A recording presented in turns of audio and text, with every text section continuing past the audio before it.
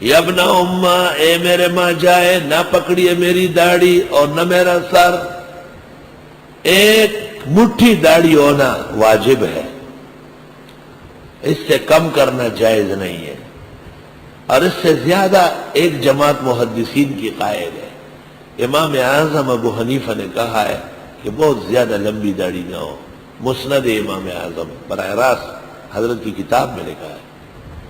آپ نے استدلال کیا کہ رب العزت کہتے ہیں اللہ تعالیٰ کے پیغمبر کہ سبحان من زین الرجال باللحیٰ، تو خوبصورت داڑھی ہونا چاہیے قاعدے و قانون کے مطابق۔ ایک محدث کا لکھا ہے کہ اس کی اتنی بڑی داڑھی تھی کہ اس نے بچھو نے بچے دے دیے تھے۔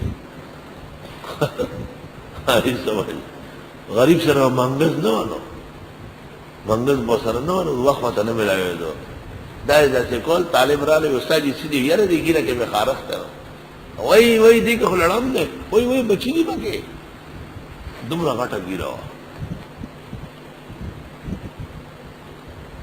اور ایک بادشاہ نے قانون پاس کیا کہ کوئی شخص بڑی داڑھی نہ رکھے، تو لوگ علماء نے کہا یہ تو بہت غلط قانون ہے، بڑی داڑھی رکھنا تو ضروری ہے۔ اس نے کہا کیا ضروری ہے؟ کہا بڑی داڑھی کے بغیر کام نہیں چلے گا۔ اچھا چلو آزمائش کرتے، دیکھا تو ایک بڑی داڑھی والا جا رہا تھا، اس کو بلایا ادھر آؤ، آیا ایو شغل، کیا کام کرتے ہو؟ کہا الدرس، کتابیں پڑھاتا ہوں۔ کہا تعرف البیوع؟ انا جہبذ البیوع، بیوع مسائل آتے ہیں؟ اس نے کہا ماہر ہوں، ہدایہ ثالث کا ماہر ہوں۔ کہا ایک آدمی نے بکری بیچی اور اس نے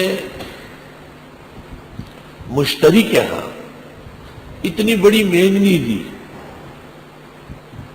کہ اس سے دوسرا آدمی مر گیا، تاوان کس پر آئے گا؟ اس نے کہا بھائی پر تاوان آئے گا۔ کہا کیوں؟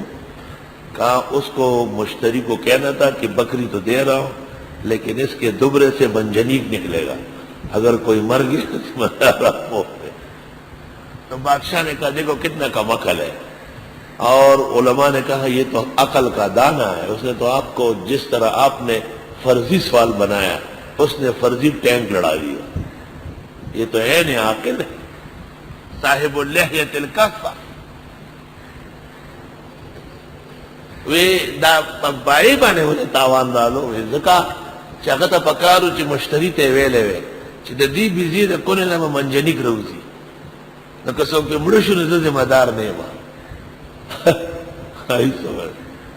یہ ابن عابدین نے بڑی داڑھی کے خلاف ڈرامے لکھے۔